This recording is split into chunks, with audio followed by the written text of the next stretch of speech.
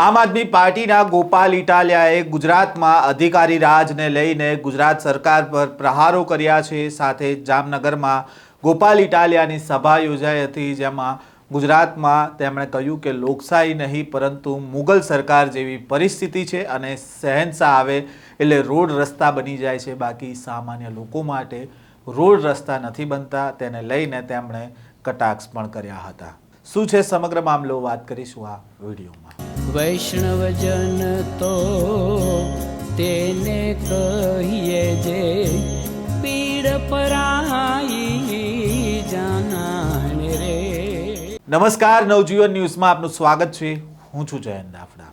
હાલ આમ આદમી પાર્ટી દ્વારા પરિવર્તન સભા ગામે ગામ કરવામાં આવી રહી છે। તેવામાં ગઈકાલે જામનગરમાં આમ આદમી પાર્ટીની સભા યોજાઈ હતી, જેમાં ગોપાલ ઇટાલિયાએ ગુજરાતમાં અધિકારીઓનું રાજ ચાલતું હોવાનું કહ્યું છે। ગોપાલ ઇટાલિયાએ વડોદરાના 5 ભાજપના ધારાસભ્યો દ્વારા મુખ્યમંત્રીને જે પત્ર લખવામાં આવ્યો હતો તેનો ઉલ્લેખ કરીને તેમણે કહ્યું કે અધિકારીઓ તેમને માન આપતા નથી અને તેમનું કામ નથી કરતા તેવી ફરિયાદો કરવામાં આવી રહી છે અને તેને લઈને તેમણે સરકાર પર પ્રહાર કર્યા। સાથે જ ગોપાલ ઇટાલિયાએ સવાલ કર્યો કે જો ભાજપના ધારાસભ્યોનું અધિકારીઓ પાસે ઉપજતું ન હોય તો ગામડાના સામાન્ય માણસોની શું દશા થતી હશે। ધારાસભ્યો મુખ્યમંત્રીને પત્ર લખીને ફરિયાદ કરે છે કે તેમનું કંઈ ઉપજતું નથી, પણ તેમણે કહ્યું કે કદાચ મુખ્યમંત્રી પણ આવો જ પત્ર લખવા માંગતા હશે કે તેમનું કંઈ ઉપજતું નથી, પરંતુ તેઓ કોને કહે। તેમણે વર્તમાન પરિસ્થિતિ એવી ગણાવી કે જાણે બાળક પિતાને ફરિયાદ કરે પણ પિતા કોને ફરિયાદ કરે, તે પ્રકારની પરિસ્થિતિ છે હાલ ગુજરાતમાં ઊભી થઈ હોવાનો ગોપાલ ઇટાલિયાએ દાવો કર્યો છે। પહેલા તો શું કહી રહ્યા છે આ મામલે ગોપાલ ઇટાલિયા, તેમને સાંભળીએ। આજે વોર્ડ નંબર 16માં આમ આદમી પાર્ટી દ્વારા આયોજિત આ જનસભામાં ઉપસ્થિત આપ સૌ આગેવાનો, વડીલો, આ વિસ્તારના સૌ કાર્યકર્તાઓ તમામનો હું હૃદયપૂર્વક ખૂબ ખૂબ આભાર વ્યક્ત કરું છું અને બધાનું આમ આદમી પાર્ટીની આ સભામાં સ્વાગત કરું છું।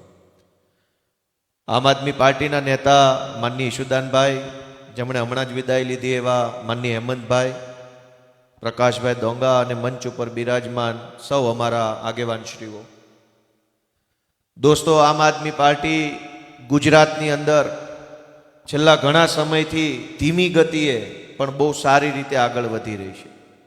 એક સમય એવો હતો કે આખા ગુજરાતમાં એવું બધા લોકો માનતા હતા કે ગુજરાતમાં ભાજપ કે કોંગ્રેસ સિવાય ક્યારેય કોઈ પાર્ટીનું કશું જ ચાલવાનું નથી, અને આખો વર્ષો સુધી એવો સમયગાળો પણ આવ્યો કે નાના મોટા પ્રયત્ન થયા પણ પ્રયત્ન સફળ ન થયા, અને નાના મોટા પ્રયત્ન સફળ ન થયા એટલે ત્રીજી કોઈ પાર્ટી સફળ થશે નહીં થાય, ત્રીજી કોઈ પાર્ટી સફળ, એવી માન્યતા એકદમ મજબૂત બની ગઈ।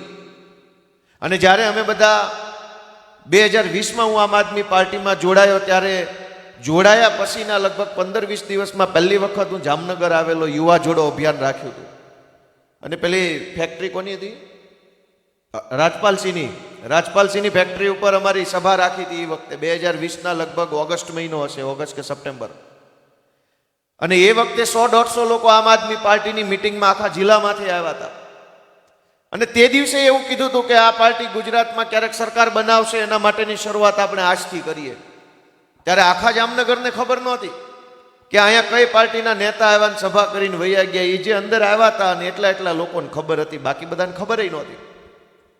પણ 2020થી માત્ર 2026 સુધીના સાવ ટૂંકા ગાળાની અંદર આખા ગુજરાતમાં ખબર પડી ગઈ કે ગુજરાતમાં આમ આદમી પાર્ટી છે અને ગામડે ગામડે, શહેરે શહેરે એની પાસે કાર્યકર્તાઓ છે। આ તાકાત શા માટે ઊભી થઈ, આ તાકાત કેવી રીતે ઊભી થઈ, એ જાણવું બહુ જરૂરી છે। આમ આદમી પાર્ટી આજે ગુજરાતભરની અંદર ફેલાય, તમામ જિલ્લામાં, તમામ તાલુકામાં, ક્યાંક સંખ્યા ઓછી, ક્યાંક વધુ, ક્યાંક પીઢ કાર્યકર્તા, ક્યાંક નવા આવેલા કાર્યકર્તાઓ હોય કે જે હજુ શીખી રહ્યા છે રાજનીતિને, પણ આખા ગુજરાતની અંદર અત્યારે આમ આદમી પાર્ટી પૂરી તાકાતથી ભાજપની તાનાશાહી સામે લડી રહી છે। એ વાત જામનગરમાંથી બોલતા મને ગર્વ થાય છે। એક સમય અહીંથી અમે 100-150 જણાથી શરૂઆત કરી અને આજે એટલી મોટી વિશાળ ટીમ જામનગરની અંદર બની ગઈ, એ બહુ મોટી બાબત છે। પણ દોસ્તો, આપણે સૌ એક બાબતને યાદ કરીએ કે આપણે બધાએ આ સરકારો શું કામ બનાવીએ છીએ? અમે મત માગવા આવ્યા, ભાજપવાળા આવે, બધાએ આવે, પબ્લિકને જે યોગ્ય લાગે એને મત આપે, પણ આ બધી સરકાર આપણે બનાવી શું કામ? ગામડામાં ગ્રામ પંચાયતની સરકાર છે, નગરપાલિકાની સરકાર છે, મહાનગરપાલિકાની સરકાર, વિધાનસભામાં સરકાર, લોકસભામાં સરકાર, એક એક પગથિયા ઉપર આપણે બધાએ સરકારો બનાવી છે. બધી જ સરકાર એટલા માટે બનાવી છે કે આપણી કોક વાત સાંભળે અને વાત સાંભળ્યા પછી થાય તો સારો પ્રયત્ન કરીને આપણા પ્રશ્નનું નિરાકરણ લાવે. એના માટે ગ્રામ પંચાયતથી લઈ લોકસભા સુધી સરકારો બનાવી. અને માત્ર મત આપીને આપણે સરકારો બનાવવાનું કામ નથી કર્યું. આપણે જે સરકાર બની એને સરકાર ચલાવવા માટે પૈસા આપીએ છીએ, ટેક્સના સ્વરૂપમાં અલગ અલગ પ્રકારના. આપણે મત આપીએ, આપણે ટેક્સ આપીએ, સરકાર ચલાવવા માટેની વિશાળ સત્તાઓ આપીએ. બધું જ આપ્યા પછી આપણને એ લોકો શું આપે છે? કોઈ આજ આપણી વાત સાંભળવા તૈયાર નથી. ગુજરાતમાં સૌથી મોટી સમસ્યા શું થઈ છે કે કોઈ જનતાની વાત સાંભળવા વાળું નથી. ગ્રામ પંચાયતથી લઈ તાલુકા પંચાયત, મામલતદાર ઓફિસ, પ્રાંત ઓફિસ, કલેક્ટર ઓફિસ, નગરપાલિકાની ઓફિસો, પોલીસ સ્ટેશનો, એસપી ઓફિસ, ડીડીઓ કચેરી, વીજળી વિભાગની ઓફિસો, બેંકો, કોઈ પણ સરકારી કચેરીમાં જઈએ તો સામાન્ય માણસનો અવાજ સાંભળવા માટે કોઈ તૈયાર નથી. બધા જ સરકારી ઓફિસમાં બેઠેલા આગેવાનો પબ્લિકને ધક્કે કેમ ચડાવવી, અપમાનિત કેમ કરવા, કાલ આવજો, પરમ દિવસે આવજો, આ નહીં થાય, ખોટું છે, આ કાગળ ઘટે છે, ઓલું કાગળ ઘટે છે. આપણે સરકાર તો એટલે બનાવી હતી કે આપણું કામ સરળ કરી આપે, આપણને ઉપયોગી થાય, આપણને મદદરૂપ થાય, એના માટે આપણે સરકાર બનાવીએ. ઉલટાનું સરકાર જ આપણને હેરાન કરવા માટેનું સાધન બની ગઈ છે. અને એટલે અમારી વિનંતી એવી છે કે જો આપણી સમસ્યાનું સોલ્યુશન કરવા માટે સરકાર બનાવીએ, એ સરકાર જ સમસ્યા બની જાય તો સરકારને બદલવી પડે. અમે બધા બહુ નાના નાના માણસો છીએ. આ અમારા નિલેશભાઈ ને બ્રિજેશભાઈ ને બધા નાના નાના સામાન્ય પરિવારમાંથી આવતા આગેવાનો છે, પણ એ રાજનીતિમાં આવી અને સંઘર્ષ કરી રહ્યા છે, લોકોની લડાઈ લડી રહ્યા છે. ઘણી વખત એવું થાય કે આ છોકરાઓ બચારા મહેનત સાચી કરે છે પણ આનું કાંઈ થાય નહીં. ઘણા અંદરથી એમ કે માણા સાચા છે, પાર્ટી બાટી બરાબર છે, ગોપાલભાઈ, નિલેશભાઈ આ બધા કરે છે પણ થશે નહીં. જ્યારે જે માણસ આવું બોલતો હોય કે આ માણા સાચા છે પણ આનું કાંઈ થાય નહીં, ત્યારે એ માણસની જવાબદારી નહીં હોય અમારું કંઈક થાય એવું બટન દબાવવાની. તમે માનો છો કે માણા સાચા છે, પાર્ટી સાચી છે, બચારા સારું કામ કરે છે પણ કાંઈ થાય નહીં તો બટન કોણ દાબશે? અને તમે બટન નહીં દાબો ત્યાં સુધી અમારું નહીં તમારું કાંઈ નહીં થાય. કેમ કે જે લોકશાહીની વ્યવસ્થા છે કે સારો આગેવાન આવે તો લોકોનું સારું થાય. આજ ગુજરાતમાં સૌથી મોટી સમસ્યા ભાઈ રોડ ને ગટર ને વીજળી, પાણી, શિક્ષણ ને આરોગ્ય, દવાખાનું, એ લિસ્ટ તો બહુ મોટું છે સમસ્યાઓનું. મારી દ્રષ્ટિએ ગુજરાતની સૌથી મોટી સમસ્યા એક જ છે કે આપણી વાત સાંભળવા વાળો કોઈ આગેવાન આખા ગુજરાતમાં નથી વધવા દીધો ભાજપે. ધારાસભ્યો, સાંસદ સભ્યો, કોર્પોરેટરો, કેટલા આગેવાનો ચૂંટણી જીતીને બેઠા છે. એ બધાને નહીં દેખાતું હોય કે લોકોને કેટલી તકલીફ પડી રહી છે, પણ આપણી વાત કોઈ સાંભળવા તૈયાર નથી. સરકારી માણસો તો આખી અલગ જ દુનિયામાં જીવે છે. અને એટલા માટે એક બદલાવ લાવવાની જરૂર છે. અને બદલાવ હંમેશા નાના પાયે આવે. બદલાવ નાનો માણસ હોય એ જ લાવી શકે. મોટા માણસોને તો કોઈ આઝાદી પહેલાંય તકલીફ નહોતી ને આઝાદી પછી પૈસાવાળાને તકલીફ નથી. સામાન્ય માણસ તકલીફ ભોગવે છે અને સામાન્ય માણસને બદલાવની જરૂર છે ને એટલે જ સામાન્ય માણસો બદલાવની વાત લઈને આવ્યા છે. આમ આદમી પાર્ટી સામાન્ય માણસોની પાર્ટી છે, આમ જનતાની પાર્ટી છે. અને એટલા માટે આમ જનતાના સપોર્ટથી આગળ વધી રહી છે. આજે ગુજરાતમાં જો આટલું મોટું અમને સમર્થન મળતું હોય તો એ સામાન્ય માણસો તરફથી સમર્થન મળી રહ્યું છે. મિત્રો, આખી સરકારમાં કોઈનું સાંભળતું નથી. એનું કારણ શું? હું તમને એનું એક ઉદાહરણ આપું કે આખી સરકારમાં જેટલા પણ માણસો ચૂંટણી જીતે છે, ધારાસભ્યો કે સાંસદ સભ્યો કે કોર્પોરેટરો, એ કોઈ પોતાની ક્ષમતાથી આગળ નથી આવતા. મોદી મોદી મોદી મોદી કરે એટલે એને મત મળે છે અને જીતી જાય છે. આ વાત સાચી છે કે ખોટી? સાચી છે કે ખોટી? હવે હું તમને આખી ઘટના સમજાવું, ધ્યાનથી સાંભળજો. કે ધારો કે મોદી સાહેબ વડાપ્રધાન છે, એની આજુબાજુમાં એક કેન્દ્રીય મંત્રીમંડળ હશે અને એક સચિવોનું મંડળ હશે. જેમાં મુખ્ય સચિવ ને અધિક સચિવ ને નાયબ સચિવ ને ફલાણા સચિવ ને આ વિભાગના સચિવ ઓલા સચિવ ઓલા સચિવ એવું બધું હશે. હવે એ મંત્રીમંડળ આખું કેવી રીતે કામ કરતું હશે? મોદી સાહેબને ગમે એ કામ કરતું હશે, પોતાને જે યોગ્ય લાગે એ કરતું હશે? શું કેવું છે? એ મંત્રીમંડળ કેવી રીતે કામ કરે? મોદી સાહેબને ગમે એવું કરે કે પોતાને જે વ્યાજબી લાગે એ કામ કરે? જણાવો જે બધા. મોદી સાહેબને ગમે એમ જ કરે. હવે મોદી સાહેબને ગમે એવું મંત્રી કામ કરે તો મંત્રીને ગમે એવું સચિવ કરે, તો સચિવને ગમે એવું ઉપસચિવ કરે, તો ઉપસચિવને ગમે એવું નાયબ સચિવ કામ કરે, નાયબ સચિવને ગમે એવું જ પાછો નિયામક કરે, નિયામકને ગમે એવું જ કામ જિલ્લાના એસપી કે કલેક્ટર કરે, કલેક્ટરને ગમે એવું જ અધિક કલેક્ટરને ડીવાયએસપી કરે, ડીવાયએસપીને ગમે એવું જ પીઆઈ કરે, પીઆઈને ગમે એવું જ પેલો ડી સ્ટાફના પીએસઆઈ કરે, પીએસઆઈને ગમે એવું જ કોન્સ્ટેબલ કરે. તો છેલ્લે કોને ગમે એવું કામ થયું? મોદી સાહેબને ગમે એવું કામ થયું. આમાં આપણને ગમે એવું કામ કરનારો ક્યાં? જનતાને ગમે એવું કામ કરનારો કોણ? ફરીથી ચેનલ નીચેથી ઉપર લઈ જઈએ કે દાખલા તરીકે ભાઈ કોઈ કોન્સ્ટેબલ, તલાટી મંત્રી છે, આપણે પોલીસનો દાખલો નથી લેવો. તલાટી મંત્રી કોને ગમે એવું કામ કરે? ગામને ગમે એવું કરે? ટીડીઓને ગમે એવું? ટીડીઓ કોને ગમે એવું કામ કરે? તાલુકાને ગમે એવું? ડીડીઓને ગમે એવું? ડીડીઓ કોને ગમે એવું કામ કરે? ઉપરના વિકાસ કમિશનરને ગમે એવું? જિલ્લામાં સારું લાગે એવું? વિકાસ કમિશનર કોને ગમે એવું કામ કરે? સચિવને ગમે એવું કે લોકોને જરૂર હોય એવું? સચિવ કોને ગમે એવું કામ કરે? મંત્રીને ગમે એવું? તમને ગમે એવું? હવે મંત્રી કોને ગમે એવું કામ કરે? મુખ્યમંત્રીને ગમે એવું? તમને ગમે એવું? અને મુખ્યમંત્રી કોને ગમે એવું કામ કરે? દાદાને ગમે એવું. આમાં તમને ગમે એવું કામ કરનારો છે કોણ? તમને પૂછે કોણ કે તમને શું ગમે? તમને પૂછે તો તમે કહો કે અમને હારી નિહાળ ગમે. તમને પૂછે તો તમે એમ કહો કે ભાઈ અમારા દવાખાનામાં ડોક્ટર ઘટે છે, ડોક્ટર ગમે અમને, લાવો ડોક્ટર. તમને ગમે, જનતાને ગમે એવું કામ કરવાની કોઈ સિસ્ટમ જ નથી. બધું ઉપરવાળાને ગમે એમ હાલે છે. કે જે સરકારી માણસ બેઠો છે, જે નેતા બેઠો, માનો કઈ સાંસદ સભ્ય છે, તમને ગમે એવું કરે કે એની પાર્ટીને ગમે એવું કરે? તમે વિચારો દોસ્તો. આપણે બધાએ આપણા હૃદય ઉપર હાથ રાખીને વિચારીએ કે આમાં આપણને ગમે એવું કરનારો છે કોણ? અને આપણને હું ગમે છે કે હું નથી ગમતું એ પૂછનારો કોણ આવડા મોટા ગુજરાતમાં? બધું જ તે દોસ્તો એને ગમે એવું હાલે છે. જનતાને ગમે એવું કરવું હોય તો એક વખત અમને તમારા આશીર્વાદ જામનગરમાં આપો એવી મારી બધાને વિનંતી છે. મિત્રો, અમે તો જનતાને ગમે એવું કામ કરવા આવ્યા છીએ. તમને પૂછીને કરવાની વાત છે કે ભાઈ શું ગમે છે, તો ચાલો સહિયારો પ્રયત્ન કરીએ. અત્યારે સિસ્ટમ એવી છે કે ભાઈ તમે સાચા હોવ કે ખોટા હોવ, ઉપરવાળો જે કે એટલું જ હું કરીશ. તમે ઘણીવાર પોલીસ સ્ટેશનોમાં અમને કહે છે કે ગોપાલભાઈ અમારે તમને ઉપરથી અમારે ચેક પકડી જ લેવા પડે એમ છે. એટલે ઉપરવાળો કેમ પકડવાના છે કે હું નિર્દોષ હોઉં કે હા દોષિત છું એ જોવાનું છે. ઉપરવાળાએ કીધું એટલે ઊંધું માથું રાખીને તમામ સરકારી તંત્ર દોડવા જ માંડે છે, દોડવા જ માંડે છે. વર્ષો સુધી લોકો એક નાના નાના બાબત માટે હેરાન થતા હોય પણ લોકોનું કોઈ સાંભળતું નથી.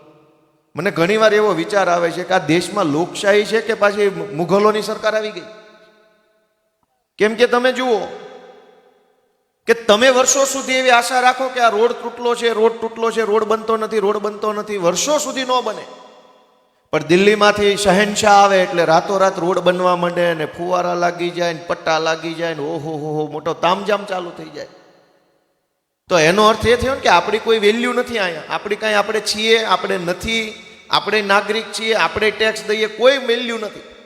ગાંધીનગરમાંથી કે દિલ્હીમાંથી મોટા મોટા નેતાઓ આવે તો રોડ બની જાય, ડિવાઈડરો બની જાય, આખું સરકારી તંત્ર ખડે પગે ઊભું રહી જાય. અને મને એક વાતની કાયમ નવાઈ લાગે છે કે આ જે સરકારી માણસો છે એ મુખ્યમંત્રીને ગાંડો સમજતા હશે કા પછી મુખ્યમંત્રી આપણને ગાંડા સમજતા હશે? કેમ કે રોડ નવા બની ગયા છે તો મુખ્યમંત્રી જોવે તો નહીં વિચારતા હોય કે હું જે જિલ્લામાં જાઉં એના નવા રોડ હોય છે, આટલા તો આપણે બનાવ્યા નથી. તો એ ક્યારેક નહીં એના માણસોને પૂછતા હોય કે જ્યાં જઈને નવા રોડ કેમ આવે છે? તો યા તો મુખ્યમંત્રીને એના અધિકારીઓ છેતરતા હશે કે સાહેબને ક્યાં કાંઈ ખબર પડે, નવો બનાવી નકવી નાખો એટલે મજા આવશે કે વાહ વાહ વાહ બહુ સરસ બહુ સરસ.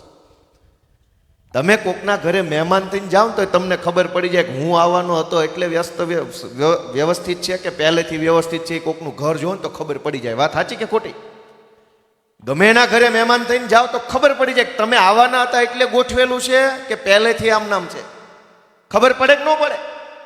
આપણને ખબર પડી જાય કે ભાઈ આ ગોપાલભાઈ આવવાના છે એટલે થોડુંક વ્યવસ્થિત દેખાય છે. નહીતર કેમ કે નવું નવું મૂક્યું હોય તો તરત દેખાય જાય કે આ નવો કુંજો લાવીને મૂક્યો છે, ગોપાલભાઈ આવવાના હતા. ફૂલ નવા હોય, કુંજો નવો હોય, ખબર ન પડી જાય કે આ નવું છે. તો મુખ્યમંત્રી ક્યારેય નહીં પૂછતા હોય એના સરકારના માણસોને કે ભાઈ હું જાઉં ત્યાં જ નવા બનાવો છો, બધે આવા બનાવો છો, કે પછી અમને બનાવો છો. કોઈ કહેનારું નથી, કોઈ પૂછનારું નથી. લોલમ લોલ તંત્ર હાલે છે. એટલી હદે લોલમ લોલ હાલે છે કે ભાજપના વડોદરાના 5 ધારાસભ્યો, 1 નહીં, 2 નહીં, 3 નહીં, 5 એક હામટી એક કાગળ લખ્યો. ખ્યાલ છે બધાને? 5 ધારાસભ્યો એવું લખ્યું કે અધિકારીઓ અમારું ગાંઠતા નથી, અમારું અધિકારી પાસે કાંઈ ઉપજતું નથી. હવે જો ભાજપના ધારાસભ્યોનું અધિકારી પાસે કાંઈ ન ઉપજતું હોય તો ગામડાના નાના માણસની દશા શું હશે એ તો વિચારો. અને મુદ્દો એટલો પૂરતો મર્યાદિત નથી. હમણાં મને ટીવીમાં પૂછ્યું કે આ 5 ધારાસભ્યોએ મુખ્યમંત્રીને પત્ર લખ્યો કે અધિકારી પાસે અમારું કાંઈ ઉપજતું નથી, તમારું શું કહેવું છે? મેં કીધું હું ધારાસભ્ય છું, હું વિધાનસભામાં જાઉં છું, સચિવાલયમાં જાઉં છું, સીએમ ઓફિસમાં સીએમ સાહેબને મળવા જાઉં છું. મારું એમ કેવું છે કે આ તો ધારાસભ્ય હતા તે મુખ્યમંત્રીને પત્ર લખીને કીધું કે અમારું કાંઈ ઉપજતું નથી. મુખ્યમંત્રી કહેવા માંગે છે પણ કોને કે? એ આવો પત્ર લખવા માંગે છે કે અમારું કાંઈ નથી ઉપજતું, પણ કોને કેવું? ભાઈ છોકરો હોય તો બાપાને ફરિયાદ કરે, બાપો કોને કે? આવી પરિસ્થિતિ ગુજરાતમાં થઈ છે. જો મુખ્યમંત્રી કોકને કહી શકે એમ હોત તો એ ચિઠ્ઠી લખવાની તૈયારીમાં જ બેઠા છે. કાંઈ અમારું ક્યાં આવે છે? તમે અમને ક્યાં ચિઠ્ઠીઓ લખો છો? આવી હાવ ભગવાન ભરોસે સરકાર હાલે છે. હાવ કોઈ રણી ધણી વગરનું. તમે વિચાર કરો દોસ્તો કે ક્યાં જઈને અટકશે આ પરિસ્થિતિ? કોક આગેવાન હોય તો એને કહીએ, કોઈ હોય જ નહીં તો કેવું કોને? અને એટલે હું તો તમને વિનંતી કરવા એક તમારા દીકરા તરીકે આવ્યો છે. અમે આમ નાના માણસો છીએ, અમને બહુ રાજકારણ ફાવે નહીં, પણ અહીંયા આવ્યા છીએ એટલે જે કરવું પડે એ કરીએ છીએ. પણ અમારી માનસિકતા ખરાબ નથી, અમારી દાનત ખરાબ નથી. અમે સારી ભાવનાથી રાજકારણમાં આવ્યા છીએ. અમને બધું વ્યવસ્થિત ચાલતું હોત, ગુજરાતની જનતા સુખી હોત, બધું રેડી હોત, ગામડાના ખેડૂતોની અવાજ સંભળાતો હોત તો હું કોન્સ્ટેબલ હોત. કેમ કે હું કોન્સ્ટેબલ હતો પહેલા. પણ મને એમ લાગ્યું કે ભાઈ આ બધું ખોટું થઈ રહ્યું છે, ભાજપની સરકાર લૂંટે છે, સરકારી માણસો હારે શોષણ અન્યાય થાય છે. તો મેં મારી નોકરીમાંથી રાજીનામું મૂકીને રાજકારણમાં આવવું પડ્યું. કેમ કે આ ભાજપવાળાના અને કોંગ્રેસવાળાના હૈયારા પાપ એવા હતા. અમે એક સારી ભાવનાથી અહીંયા આવ્યા તો અમારી ઉપર ખોટી એફઆઈઆર, રોજ જાગીને નવી ખોટી એફઆઈઆર. રાજુભાઈ કરપડા બોટાદમાં ખેડૂતો સાથે કડદો થતો, એની લડાઈ લડતા હતા તો આજે 2 મહિનાથી 3 મહિનાથી જેલમાં છે. ડ્રગ્સ વેચનારા જેલમાં નથી, દારૂ વેચનારા 3 મહિના જેલમાં નથી જતા. ખેડૂતોની લડાઈ જે લડે એને તરત પકડીને ખોટી એફઆઈઆરમાં જેલમાં પૂરી દેવામાં આવે છે. પણ જેલ હોય કે એ બધું જે હોય તે એવી રીતે જેલની બીકથી જો કાંઈ આઝાદી ઊભી રહી જતી હોત તો આ દેશમાં ક્યાં આઝાદી આવવાની? અંગ્રેજો આ જ ધંધો કરતા હતા, જે દેશના આઝાદીની લડાઈ લડવા માટે આગળ આવે ને પૂરી દેતા. પણ એમ કાંઈ આઝાદી ઊભી નથી રહી. દોસ્તો, હું તમને બધાને વિનંતી કરવા આવ્યો છું કે આવનારા દિવસોમાં ગુજરાતની અંદર જો આપણે બધાએ ખૂબ સારું એવું કામ કરવું હશે તો પરિવર્તન એક વખત જરૂરી છે. અને પરિવર્તન નહીં આવવાનું નુકસાન જનતાને તો થયું છે, ભાજપના લોકોને નુકસાન છે. આજે એના ધારાસભ્યોનું સરકારી, તમે વિચાર કરો કે 30 વર્ષ સળંગ એક જ પાર્ટીની સરકાર હોય ગુજરાતમાં તો સરકારી તંત્ર ઉપર એની પકડ મજબૂત થવી જોઈએ કે ઢીલી થવી જોઈએ? કયો છે બધા? 30 વર્ષ સુધી તમે સરકારમાં રહ્યો અને બહુમતી સાથે સરકારમાં રહ્યો તો વહીવટી તંત્ર ઉપર કમાન્ડ મજબૂત થવો જોઈએ, ઢીલો પડી જવો જોઈએ? મજબૂત થવો જોઈએ, એના બદલે આ લોકોનું ઢીલું પડતું જાય છે. તમે વિચાર કરો કે કઈ હદે અધિકારીશાહી અત્યારે ગુજરાતમાં હાવી થઈ ગઈ છે. અને એટલે આપણે બધાએ વિચારવું પડશે. ખેડૂતોની વાત કોઈ સાંભળવામાં આવતી નથી. આ જેમ ભાવે તેમ લાઈનો નાખવાનું કાઠિયાવાડમાં ચાલુ કર્યું છે. આખા કચ્છમાંથી ક્યાંય જામનગરમાંથી જે સોલાર પેનલ નાખે એટલે લાઈનો ગમે એના ખેતરમાં દાબ દબાણ કરીને નાખી જાય છે. કોઈ સરકારમાં કહેનારું નથી. ભાજપના નેતાઓ આમ તો બહુ મોટા સિંહ બનીને ફરે છે. ટાઈગર આવ્યા ને સિંહ આવ્યા ને વાઘ આવ્યા ને આવું બધું એની આવે ત્યારે આવું બધું હાલતું હોય છે. સમાજમાં સન્માનો થતા હોય છે. પણ કોઈ ભાજપના સાંસદ સભ્ય, ધારાસભ્ય, મંત્રીમાં એવી હિંમત છે કે એની સરકારને જઈને એટલું કે કે આ સોલાર નાખનારી કંપની પૈસા કમાય છે, 2 પૈસા ખેડૂતોને આપવામાં તમને શું તકલીફ પડે છે? કંપની કોમર્શિયલ કામ કરે છે, વેપાર કરે છે, એ વીજળી ઉત્પાદન કરીને વીજળી વેચે છે માર્કેટમાં, સરકારને વેચે છે. કંપની કમાય છે તો ખેડૂતને દેવામાં શું વાંધો છે? ખેડૂતના ખેતરમાં પોલીસ લઈને આવીને જબરજસ્તીથી દાદાગીરીથી થાંભલા નાખી દેવાના. ખેડૂતને કાંઈ દેવું નથી. શું કામ? તો કે આપણને તો સરકારનો ટેકો છે, કંપની સરકાર બધા મળેલા છે, એટલે બાકી ખેડૂત તો શું લાચાર ખેડૂત કરી લે. પણ દોસ્તો, બધા જો જાગૃત બને, વિસાવદરના ખેડૂતો જાગૃત બન્યા તો એના ઝટકા આવ્યા કે ન આવ્યા? ઠેઠ ગાંધીનગર સુધી એના ઝટકા આવ્યા, અને આટલા લાંબા સમયથી હજુ એમનામ જ હાલે છે. લોકો જો જાગૃત બને, લોકો સજાગ બને, તો ગમે એવી ભલભલી સરકારોને પણ હરાવવાની તાકાત લોકોમાં છે. એનો દાખલો વિસાવદરના ખેડૂતોએ આપ્યો. દોસ્તો, આખા ગુજરાતના મુખ્યમંત્રી, નાણામંત્રી, ગૃહમંત્રી, કૃષિ મંત્રી, પાણી મંત્રી, જંગલ મંત્રી, તમામ મંત્રીમંડળ વિસાવદર વિધાનસભાના ગામડામાં પ્રચાર કરતા. સરકારનો કોઈ માણસ બાકી નહોતા. જામનગરથી 4-5 જણા આવ્યા હતા. ન્યા આવીને કહેતા હતા કે ભાઈ આ ભાજપને મત આપો. તે ન્યા માણસો એટલું હોશિયાર છે કે જામનગરના 5 કામ બતાવો તો તમને આ મત દઉં, હવાલો પાડ દઉં. તો શું થયું? વૈયા ગયા પાણી પીને, સા પીવાય ઊભા ન રહે. કે એવું ક્યાંય કઈ આવડે છે કામકાજની વાત? અહીં તો મત માગતા આવડે છે. મને એના નામ સરનામાં ખબર. હેમંતભાઈ વહી ગયા ન કરી સાક્ષીપુર હતા. ખરેખર ઘટના આવી બની. તમે જામનગરથી આઠ લાંબા થયા છો તો ક્યોક જામનગરમાં હું ભલી વાર કરીને આવ્યા છે. દોસ્તો, હું તો તમને તમારા દીકરા તરીકે વિનંતી કરવા આવ્યો છું કે અમે નાના માણસો છીએ. અમારી પાર્ટી નાની, મારી તો પોતાની ઉંમરે નાની, અમારો રાજકારણનો અનુભવ નાનો, પણ અમારું લક્ષ્ય બહુ મોટું છે. અમારું વિઝન બહુ મોટું છે કે ગુજરાતના સામાન્યમાં સામાન્ય છેવાડાના માણસને એક સન્માનપૂર્ણ જિંદગી મળે ને એવું મોટું કામ ગુજરાતમાં કરવું છે.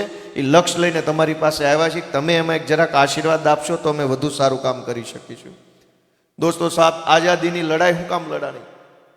આપણે વિચારીએ કે આઝાદીની લડાઈમાં અંગ્રેજોની જ્યારે સરકાર હતી ત્યારે એમાંય રેલવે ને બેંકો ને પોલીસ સ્ટેશનો ને અદાલતો ને બધું હતું. છતાંય આ દેશના આગેવાનોને દેશ આઝાદ કરાવવાનો વિચાર કેમ આવ્યો? અંગ્રેજોની સરકારમાં બધું હતું, પણ માણસનું સ્વાભિમાન નહોતું હચવાતું, માણસની આબરૂ નહોતી હચવાતી, એનું માન સન્માન જળવાતું નહોતું. કેમ કે એ બહારના હતા. એ આપણા દેશના લોકોનું માન નહોતા રાખતા, મારતા, જેલમાં પૂરતા, ખોટા ટેક્સ નાખીને લૂંટી લેતા. તે દિવસે એવું નક્કી થયું કે જો આપણું માન સન્માનથી મોટું બીજું કાંઈ ન હોવું જોઈએ. આને ભગાડો અંગ્રેજોને, આપણી પોતાની સરકાર આવશે જે આપણું માન રાખશે, આપણને અપમાનિત નહીં કરે, આપણને સન્માન આપશે, સારી જિંદગી જીવવા દેશે.